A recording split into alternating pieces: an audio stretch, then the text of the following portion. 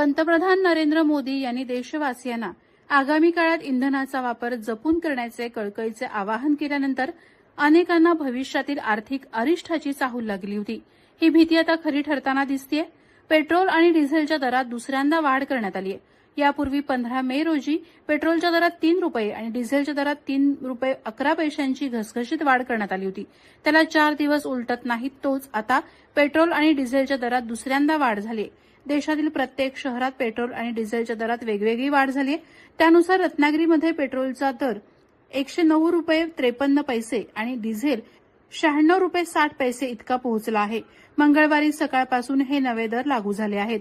प्रहार डिजिटलसाठी शुभम पवार, रत्नागिरी।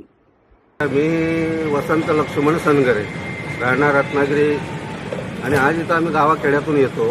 आज तिथून जे काही रस्ते पण खराब आहे किंवा ते पेट्रोल आज 2-3 वेळा वाढतात आहे महिन्यातून। त्या सर्वसाधारण माणूस आम्ही मोडमजुरीसाठी रत्नागिरीमध्ये येतो। ते जर रोड हे महिन्यात 2-3 वेळा जर पेट्रोल पण वाढत असेल तर मग आम्ही रोजच्या मजुरदारांनी करायचं काय? आणि हे सरकार